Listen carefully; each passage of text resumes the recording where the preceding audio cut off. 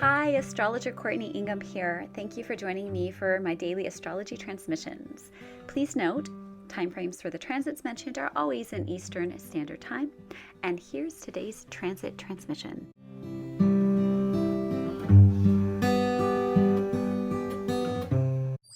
Another astro forecast for April the 17th. And I have decided to offer weekly overviews every Monday as a new feature for my subscribers. And so today you'll get the weekly overview. It's a great week to do it because we actually have rather quiet energies with the exception of the very big energies happening on Thursday with the eclipse and the new moon. So I'll be talking about all of that today.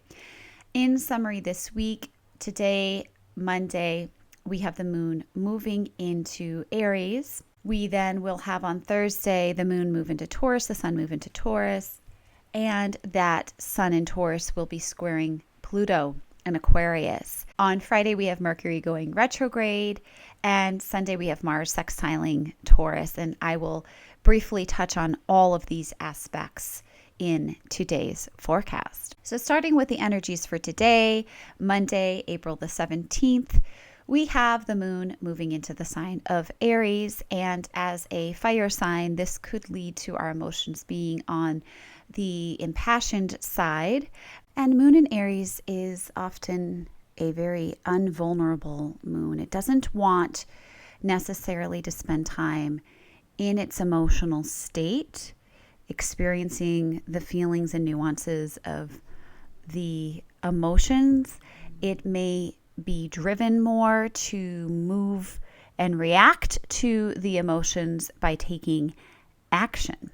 So that might be something that you feel very spurred to do. Not so much dally around in the emotional state, but to use the energy to start a project, taking action, and just be aware that you're not glossing over important feelings that are coming up and using action as a means of distracting yourself from feelings. Fast forward to Thursday when we have our next really big energy for this week. Again, the moon is moving into Taurus. The sun is moving into Taurus. That is creating our new moon energy when the sun and the moon are conjunct. And the sun in Taurus will be squaring Pluto in Aquarius. And I want to talk specifically about this because this is the prevailing aspect for the entire week. Both Taurus and Aquarius are fixed signs, and fixed meaning these are signs that can resist change, but the positive to that is they can really see through projects and energies, but they might be more reluctant to change. And Taurus is a sign that represents our values, and Pluto is a planet that represents transformation. So there might be a bit of resistance in change in regards to our values, in regards to seeing the bigger picture. We may notice there's a bit of fixed energy involved. This could also have some financial implications, as Taurus is very much a sign of finances. And this could represent a transformation in the financial picture. I think that is very strongly indicated with this squaring happening. So be very conscious around your money, around finances. Maybe look into what you need to do to create more stability. And just be ready for those big changes that are happening and afoot. And I really think that a lot of people are feeling these changes. We've kind of gotten to a point where there's no turning back, and that there are changes that are just sort of a door slamming closed and locking and being bolted, and it's just the end, whether we like it or not, whether we're ready or not. It is time to move forward, and that is very Plutonic energy to give us a no options. It is the burning down of things that we trusted and relied on, which is actually very much symbolized by the Taurus energy, so that we can transform and we can become what we came here to become and move forward. And that is represented by the very progressive energy of Pluto in Aquarius. So after this big energy of Thursday, which by the way, eclipse energy lasts for approximately 6 months. So it's not like when we talk about a lot of these aspects that they come and go within a day. The ones mentioned are often going to last at least a few days and very well could be several weeks. But in particular to the eclipse energy, we're talking about a span of time that is much longer. This is a 6-month period, so definitely take some notes about where you are at now so that you can reflect back in 6 months and see exactly what this energy was all about. On Friday, Mercury goes into retrograde, and it's in the sign of Taurus retrograding. And Mercury retrograde is a fantastic opportunity to reflect, to review, to redirect, to restructure. All the words that come up with that word retrograde are going to be activated when Mercury is in retrograde. And in Taurus, this could mean that we want to review our finances, that we want to redirect our energies to focus on new values, that we're going to restructure these values. And potentially this could be a very material restructuring happening. I get a lot of spring cleaning vibes off of this Mercury retrograde in Taurus. So it could be an opportunity to completely clean out, but usually it is not a forward moving, enterprising energy. It's more of an energy of reviewing, reflecting, so that we are prepared when Mercury actually starts to move forward again. It's a clearing of the slate in a lot of ways. And it is not a time to focus on starting new projects and launching anything, buying anything, signing contracts. That you will want to wait until this Mercury retrograde period has completed.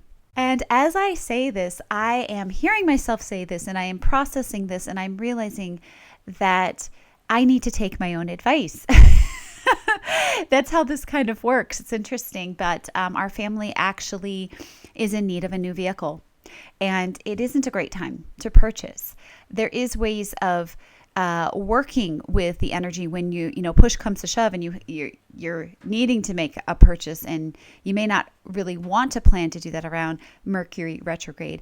But it's a good opportunity to sort of look at your chart and reflect upon possible other options that might be available, or what this might mean. And again, that's that word, reflect. Don't be compelled to make choices. Even if push comes to shove, make sure you're still doing it in a way that is reflective. Now, on Sunday, Mars will be sextiling Mercury. And we have to remember, we have our Mars still in Pisces. It is not quite picking up speed yet, but it will soon. And Mars in Pisces is slow. It is contemplative.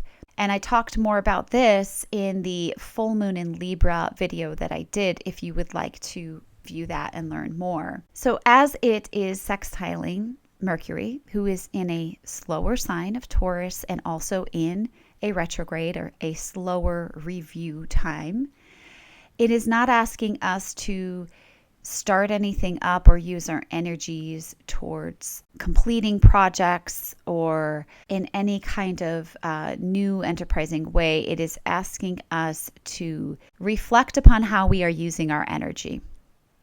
Reflect upon the best uses of our energy going forward, and don't make any big plans. Don't decide to take action, but simply use this time wisely to be prepared for when it is time to move forward and take action. And that will be when Mars is out of the sign of Cancer and has moved into Leo, and Mercury is done with its retrograde. So we're sort of at a standstill.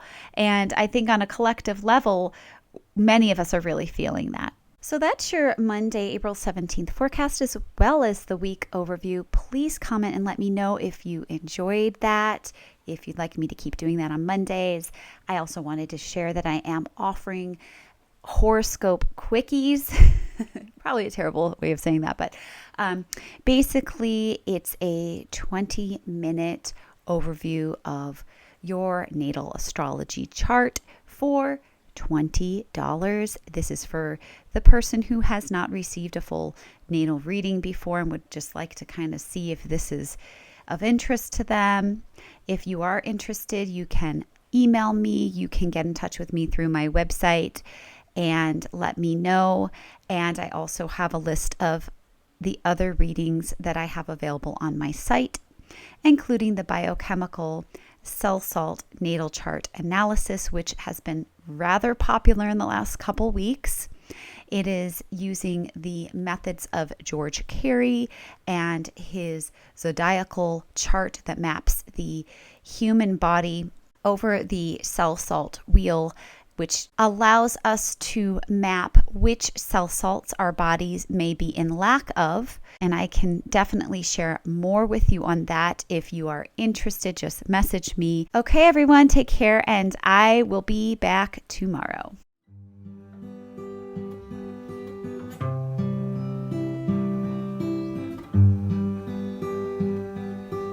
Thank you so much for listening to this astrology forecast. If you enjoyed it, I encourage you to like or comment and share it with your friends and encourage them to subscribe. If you'd like to find out more about my astrology readings, you can go to courtneybook.wixsite.com/astrology. There you'll find a list of the readings that I offer.